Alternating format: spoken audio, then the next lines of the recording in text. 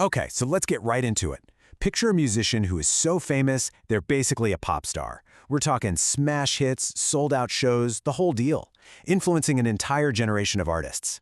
Now, imagine this person doing all of that, but back in the 1800s. And get this, they started when they were just a teenager.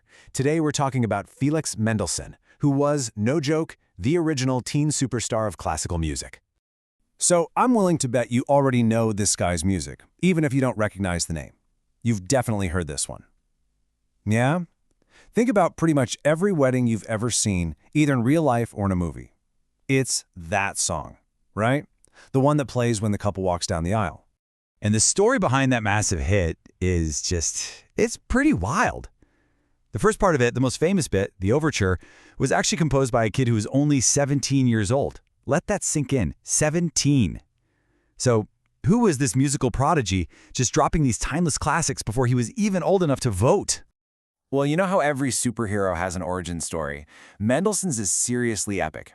He was born in Germany way back in 1809, and his family wasn't just wealthy. They were super educated and completely obsessed with art and music. It was like the perfect environment, the perfect launch pad for someone with his kind of insane talent. Honestly, you could think of his childhood like a video game where he's just leveling up insanely fast. I mean, at age 6, when most of us are still figuring out how to color inside the lines, this kid is already composing his own music. By the time he's 12, he's not just writing little songs, he's writing super complex pieces for entire orchestras. And then he hits the next level. At just 17, he composes the overture to A Midsummer Night's Dream, a piece that would become famous all over the world. Just think about that for a second. At an age when most people are stressing about high school exams, this guy was creating music that we are still talking about more than 200 years later. Okay, so get this. Not only was Mendelssohn creating his own brand new hits, but he was also a huge fan of the ultimate throwback. He basically decided to take on this personal mission to reboot a forgotten legend from the music world. So to really get this, you need a little context. Today, everybody knows the name Johann Sebastian Bach, right? He's a giant.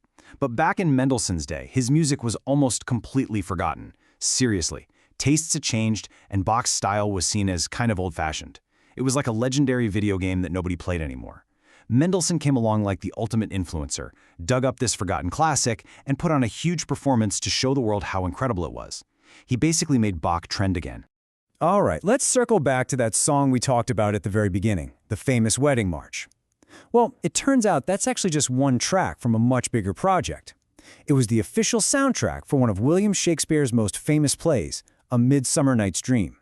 Now, the play is this crazy story filled with magic and fairies and all this comedy. Mendelssohn's job was to create the perfect musical vibe for it. He basically acted like a modern film composer, using his music to capture this playful, magical mood.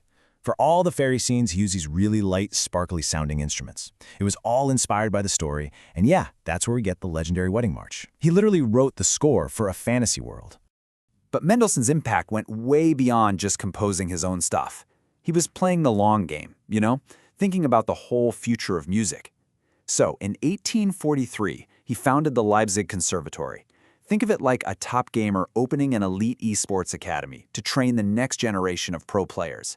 It wasn't just another school. It set a whole new professional standard for music education and became one of the most important schools in all of Europe. So if you really break it down, his legacy was like this brilliant three-step plan. Step 1, write your own timeless music. Done. Step 2, bring back the forgotten legends to remind everyone why they were great in the first place. Check. And step 3, build a school to teach and inspire the next generation of top-tier musicians. Triple check. The guy was a composer, a music historian, and a hugely influential teacher, all rolled into one. And his influence, it definitely wasn't just a flash in the pan. He became one of the most important figures of the early Romantic period. That was a time when composers started really focusing on big emotions and telling stories with their music. And today, his symphonies, his other works, and of course his music for A Midsummer Night's Dream, they're still being performed in concert halls and studied in music schools all over the globe.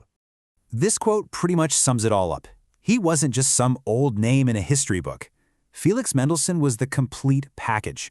He was a teen prodigy who wrote hits that are still famous worldwide, an innovator who rebooted a forgotten master, and a visionary who built a foundation for future musicians to succeed. He literally changed the game. So, this was a guy who composed the soundtrack for a magical world and helped shape the entire future of music, all starting when he was just a teenager. Which kind of leaves me with one final question for you to think about. What will your soundtrack be?